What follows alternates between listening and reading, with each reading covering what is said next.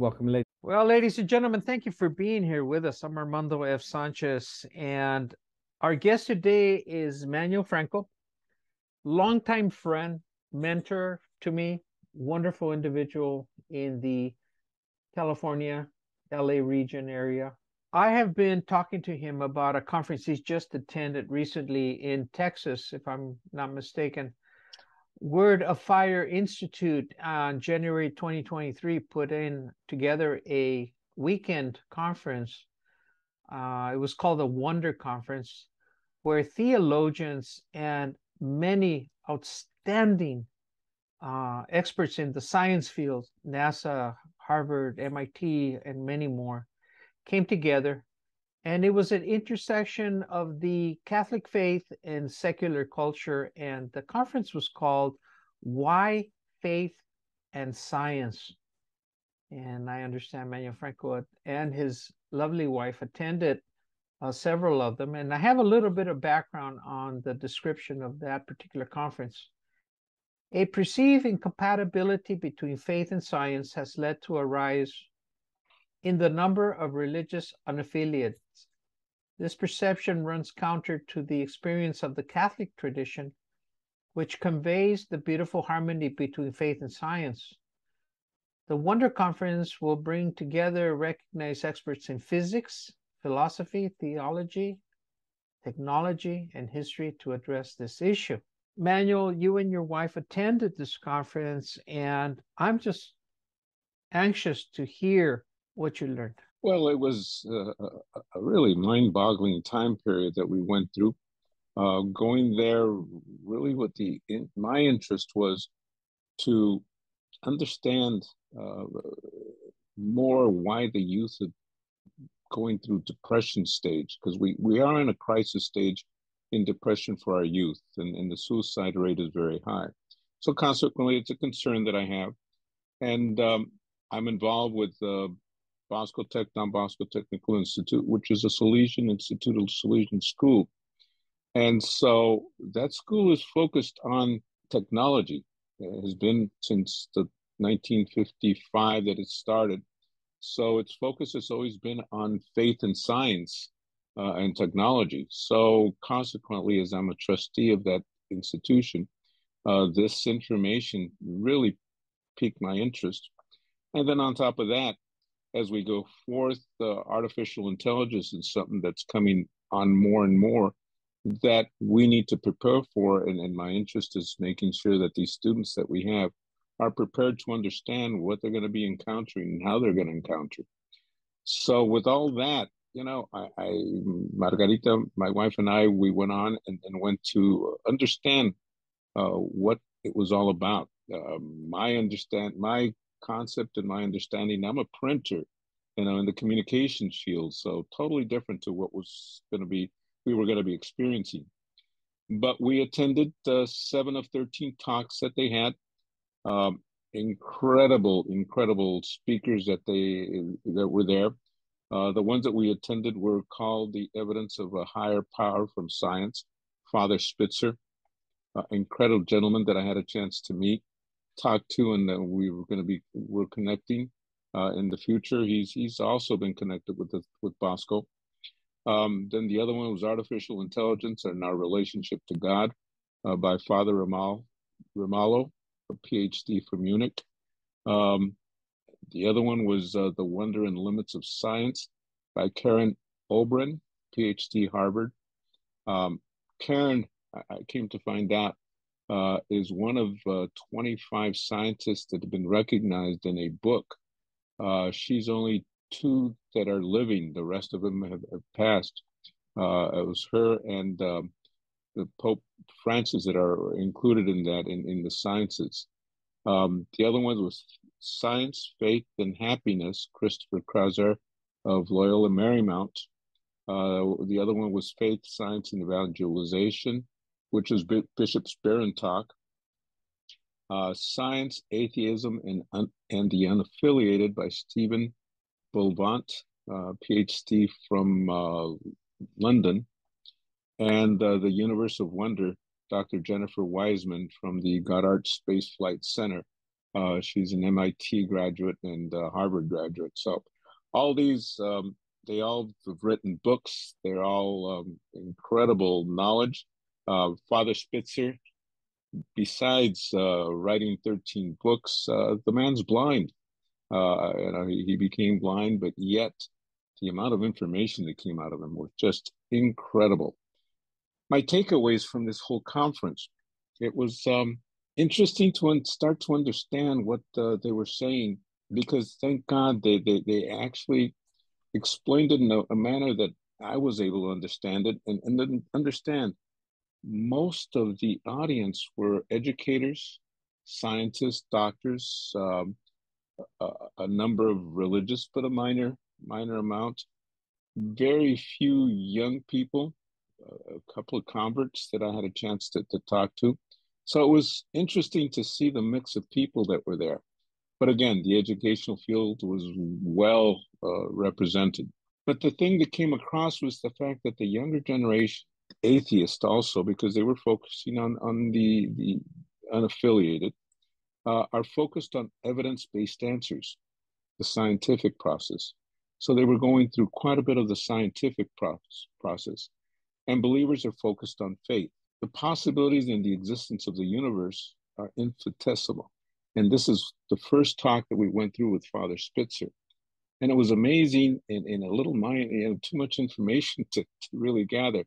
But he went through explaining the theories that have gone through the Big Bang Theory, the string theory, the fractal theory, a number of them, and how after going through all this, possibilities of this universe existing is so ridiculously small that he was indicating that a monkey randomly typing on a keyboard has a greater chance of typing the Shakespeare's acts than this universe being able to come into existence. Formula that he shared with us was 10 to the power of 10 to the power of 123, 123. That's a lot of zeros. 2, 1. Exactly. He says the amount of zeros in that formula, you literally can't put them. They'd go around the world a number of times. It's so infinitesimal that after so many studies that have gone through now for quite a bit of time, they're coming across, even Stephen Hawkins, who he mentioned, and a number of other scientists are starting to realize that the possibilities are so great that there had been another reason how this thing came together, how this universe came together. And that was the biggest takeaway that came from there. The fact that you have to understand, and scientists now, at one point there was only 30-40% of scientists that really believed that there was a higher power or an existence greater than what's here. Now 61% of the scientists are saying, you know what? There is something beyond that really created this universe. So that's starting to change. And then the other area is the physicians. 71% of physicians actually believe in a God, which again, that percentage was much lower before. Yet it's interesting that 70% of the youth do not believe in a God or an existence of a higher power. So this is the area that they're saying that, again, because scientism, as they call it, has influenced so much of the thinking that you have to have evidence of existence to be able to exist. But all the science that is out there has not been able, it can't prove that this world came to be. Again, the comments that they made is that science is a powerful tool which has accomplished many things. Through science and the process of questions, research, hypothesis, experiments, and analysis and conclusions, the scientific process has attained and discovered that the universe has history, has a beginning, has intelligibility, it's full of power, and orders life through chemistry. That was another interesting thing that came out, explaining how chemistry is so integral into everything that's going through that it was mind-boggling to see how they showed how the clusters, how actually the formation of clouds and the molecules start to gather and come together to get tighter and tighter and tighter and eventually create a star or create a world. So that was interesting in the explanation because they had physicists and chemists there explaining these things. Scientists carry out experiments to establish objective facts, but quantum experience suggests that there's no objective reality, which is all of a sudden, it starts to throw a curve into all these things that they've been studying, that through the scientific process, after you've completed everything, and many times you complete, there's more questions. So you go through the whole process again, you complete, there's more questions, and you go through all the processes. The fact is that two people doing the same studies can come across different answers because the existence of them in different places will give them different effects. There's so many questions in being able to actually answer through science that it's a challenge. They brought up the fact that math is a critical component of science process. Yet math seeks to use logical understanding and often proves relationships between qualities and objectives, which may relate to no real phenomena. And that's understanding that math, even though it talks and it creates to understand the science that's being created, it's a something that's out of our minds. Our mind is creating it, that it's not concrete, which came to the other point that they were saying is that the fact that there is a soul in our body, that other component of our being that doesn't have an exist, it's going to exist forever as we understand it. And the explanation of where that came and how that they've been able to explain that. There's been a number of studies lately throughout the world on the near-death experiences that a number of people have had. And they've started to understand that there's some really radical insights to that. One of the ones that was brought up was a young man in its teenage years that had a near-death experience. But the critical thing is that he's blind. He was blind from birth, so he never had any information, visual information in his mind, in his brain. Yet after he came back from death, and he's explaining how he came out of his body, how he came through across where the hospital was, who was there in the room that he was, who was in the next room, how he went out the door, went out to the outside, explaining what happened, what he saw, what the visual, there was a train going by with with certain logos on the train. He goes through and explains all that to the people that once he came back, and they were able to prove exactly those details that happened right after he had passed, the time that the train went by, what the train had on, because they went in to study and to confirm his what he was saying. And they were totally surprised that a person that has no mental visual memory Reference, right? reference still was able to come out and explain all those things. The fact is, and this is the same type of information they're getting from 800 plus people out of one study, and there's other studies going out throughout the world right now that are confirming that. So the fact that there is a soul, there is an existence beyond our current existence that will continue going in this understanding as visual. That's just one part and one of the sessions that we went through. Okay. Let me try to conceptualize what you said. I mean, we're talking in quantum theories here and scientific outreaches, and I'm starting to grasp what you're saying. But let me refer back to a question. How is the evolution of science, and you just tip of the iceberg, how is this impacting our youth, if you will, and putting them in a situation where they are, for lack of a better term, disengaging and finding themselves in a level of depression and even immersing themselves even to another level of even considering suicide. How do I still don't see the connection. So if you could help me understand, I'd appreciate it. And that was one of the things that was really exciting to go through, because as you go through the different talks, they start to hit in certain areas of that nature exactly. Again, the scientific process is always evidence. They're always trying to prove it through evidence. As you start to go through the educational system that our children are going through, are also understanding and believing in that. And then our not that social media, but also TV specifically. All the TV programs that are out that have come through, that are going through and showing history and science and what have you, they're also going through the scientific process. So our kids are being embedded with the fact that everything has to be proven to you for you to believe it. If they can't prove it, it's not true. So consequently, science cannot prove the existence of God. So God doesn't exist. And then if there's no God, then what am I here for? I'm going to have fun.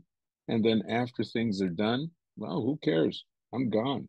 And so they start to go through and trying to absorb and have as much fun as they have, but that does not fulfill them, because there's nothing that starts to fulfill them as much as there is being able to come back and give service and understand the existence of another life. So if they don't believe in something greater than themselves, they start to implode. Pretty much. But let me take another statement you made and help me to understand it.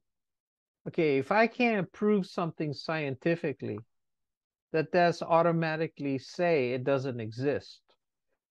Let me make this a little bit more complicated. That's all we need here. A poem. A poem is a poem. It's a statement of the individual using words to stimulate a discussion. Now, I'm not sure how I can take a poem and make it a scientific issue. Yeah, I don't know. I wouldn't be even begin to imagine that. But if the scientific world cannot define for me what a poem is, does that mean there is no poem? Exactly. There is a poem. And that's part of what they were going through, explaining mathematics, for instance. Okay. Mathematics, when you really go through, there's nothing you can grasp, that there's no concrete things in mathematics, yet it's a concept that when you go through and put the numbers together, they give you the solutions of what you're coming up with. Well, wait a minute. You just reminded me. There is also theoretical mathematics where it's not Yep, really concrete. It's not even, they know it's there, but they can't even prove it themselves. That's why it's theoretical. exactly. But it does, if it's theoretical, it doesn't wash away that it doesn't exist. Yes. So why do we have a conflict that if scientists can't stamp it and say, here's our mathematical proof, are they saying then it doesn't exist? That's what they're saying. And that's where it comes through when atheist, which is the way that a lot of our youth is going, they want proof of existence. So how do you take a step into faith when theoretically the scientific world can't give it to them? But yet, Exactly. am I picking this up that there's a vicious circle here where the scientific community does believe that there is a God, even though they themselves cannot prove it. And that's exactly what they were bringing up. The fact is, now Oh. as it's been going through, and the more they go into it, the more they start to accept that there is an existence that has created all this and has control of it. So the scientists are starting to believe, but the youth are still not there. And yet the scientists are the first to say we believe, but we can't prove it. Yes. That's a conflict. And that's part of the conflict that they were saying. That's the conflict between faith and science. So they're not necessarily anti each other. They're running No, parallel to each other. And the kids, exactly. people see it as either A or B, but I don't Yes. think the scientists are saying that. I think they're saying No, in our realm, this is what we see, and that realm over there seems to be, but they don't necessarily have to cancel each other out. And this is what the conference was talking about in a lot of different ways, explaining how the universe is created through the chemistry factor and how those molecules come together and the existence of molecules and how they work. It was just really interesting to going through the whole area of the phenomena that are there and the changes that the scientists are having and even doctors are having to believe that the existence of a higher power that they have no control over, but they need to believe and trust in to be able to accomplish the things that need to be done.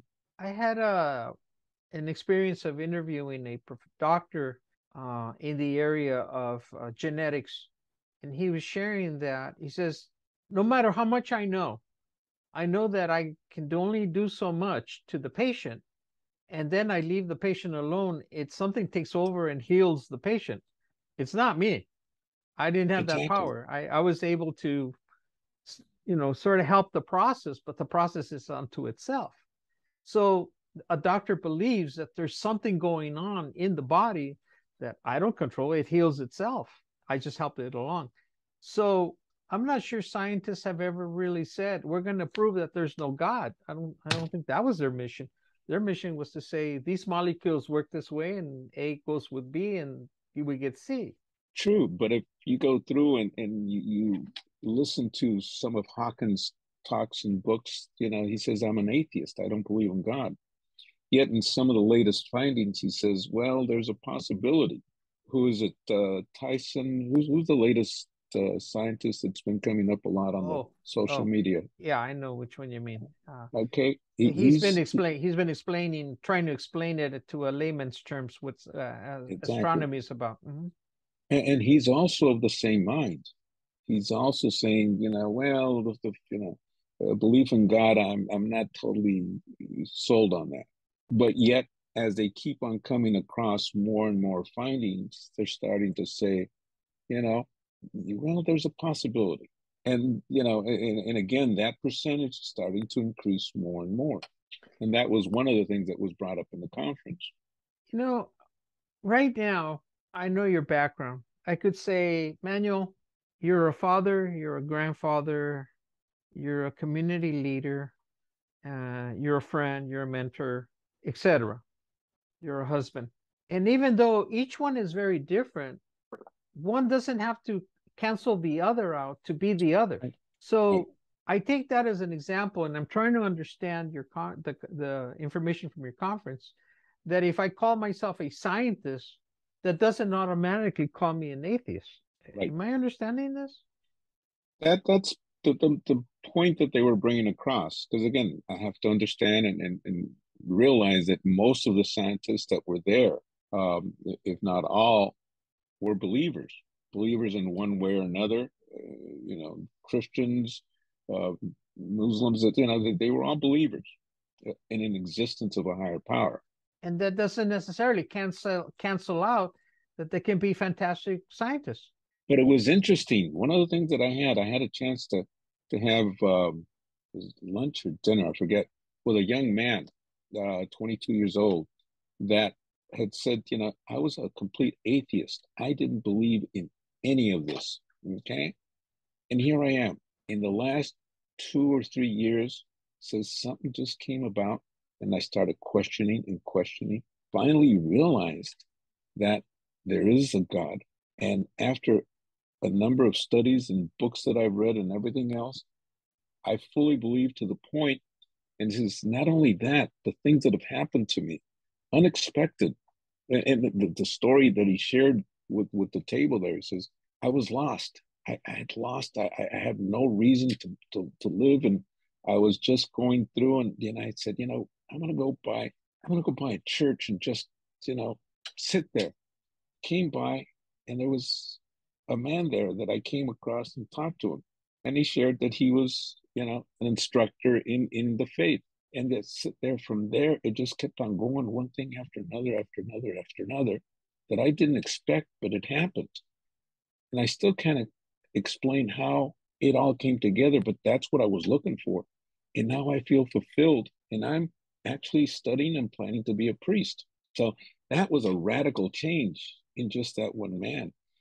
But I understand that that was basically what this whole conference was talking about. Okay, help me with this imagery that I have right now, listening to you in my own perceptions. Let me see if I can put this in terms.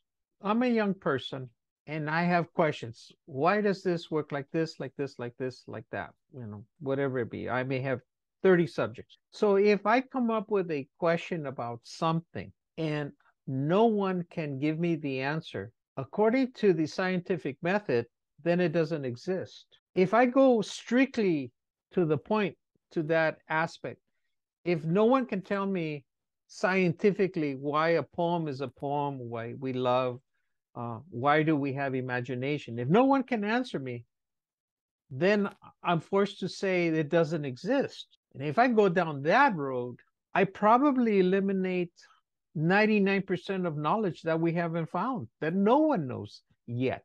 Yeah. So you're putting yourself in almost in a position where you're going to find yourself with nothing because no one has all the answers.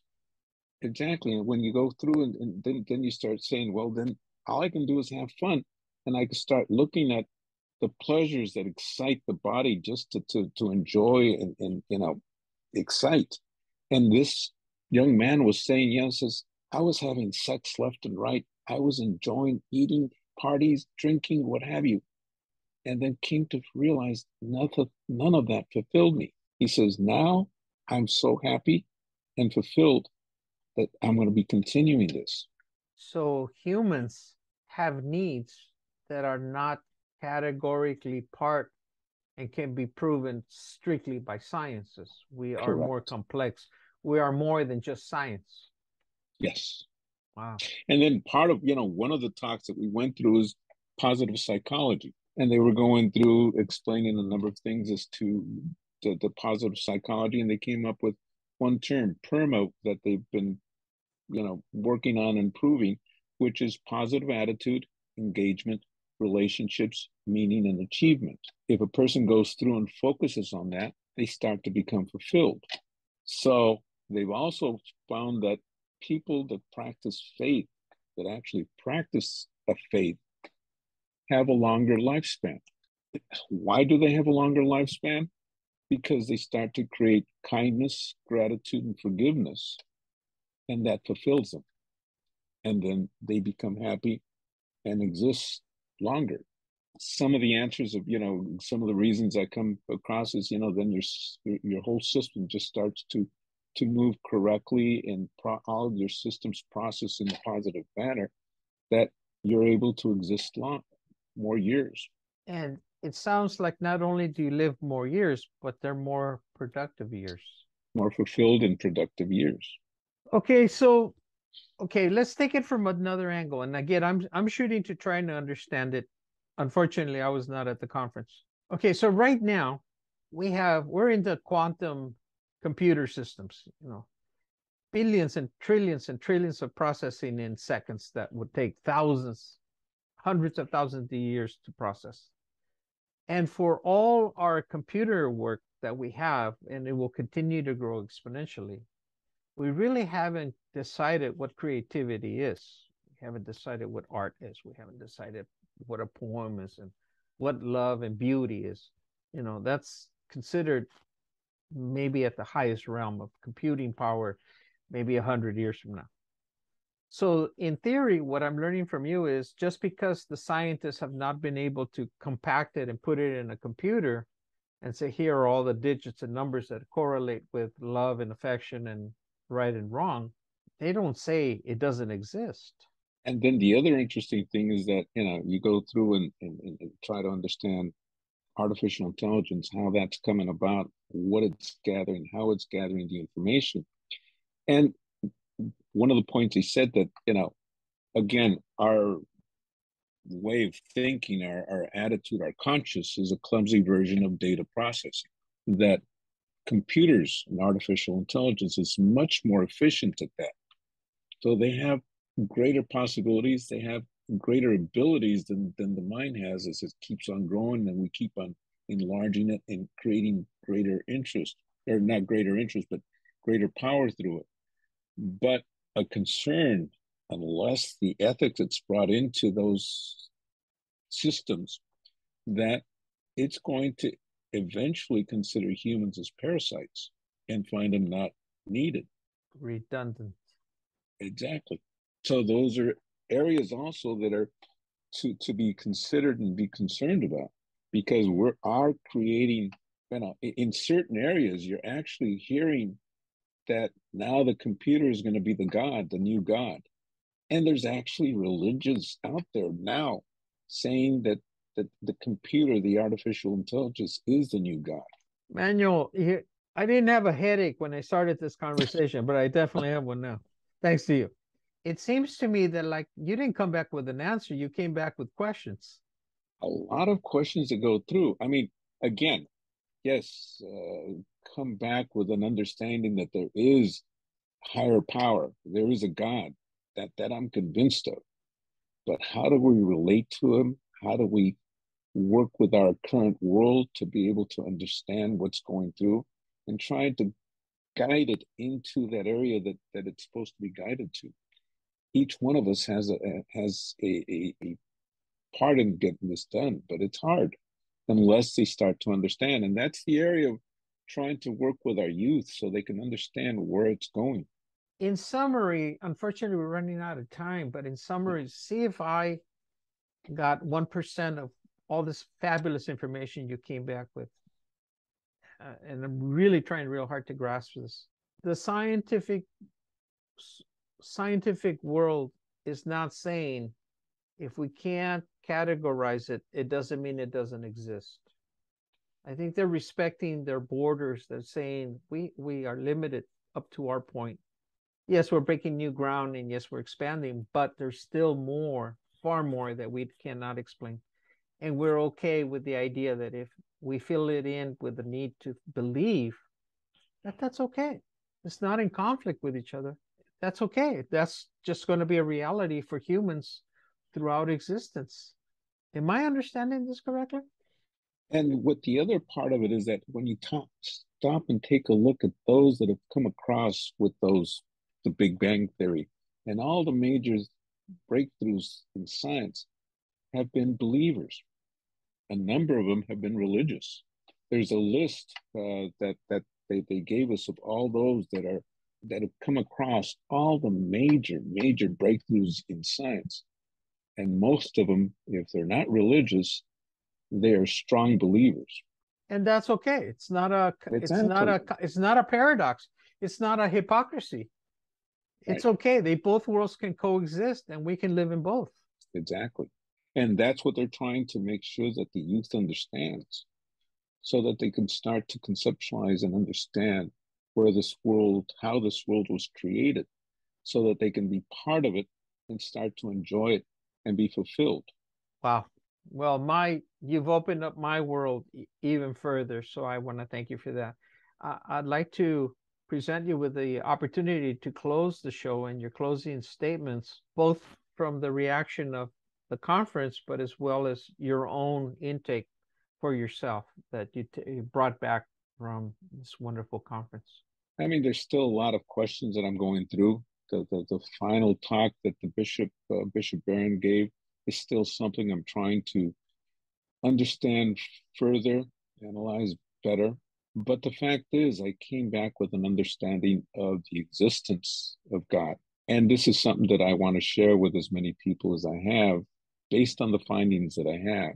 And also work with the youth, the young people, because they're the ones that are going to make the changes, not us. We're just here trying to guide them. And I hope they can listen to us instead of listening to Google, which seems to be the standard place that people start to go for answers. But understand that there is a world out there that God has control of. And if you trust in him, he's the one that will bring us to fruition in this life, but more importantly, in the afterlife. After we're gone, we'll be able to be fulfilled.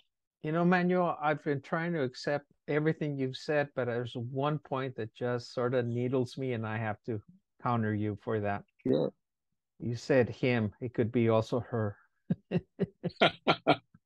There's no, My and daughter, my again, daughter went to Immaculate Heart, and she always brings that issue to me. Why does it always have to be him? Why can't it be her?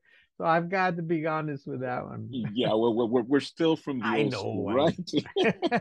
But I threw it But in yeah, there. yeah, Whew, exactly. save myself It with a doesn't. lot of people out there, you know. So your You daughter mentioned doesn't it. You come back. mentioned Marymount, so I figured I better throw it in there. So we are Absolutely sensitive. But agreed. Manuel, I think we're closing the show with more questions than answers, but I think that's the positive side to it. So there will be another conference next year, and I think you said might be AI, and I think you touched on it, how some It's people going to think of be, AI as the new demagogue. yeah, it's going to be more focused on the medical field too. Wow. Yeah, because again, like you indicated, genetics and the study and CRISPR and all those things. Ah, that you're talking about artificial intelligence, you're talking about science, the changes in the medical field, and the ethics of what's going through. Yeah, Or the lack of it. a lack of it. Exactly. What can happen if there isn't any? Man, you're gonna have to be back.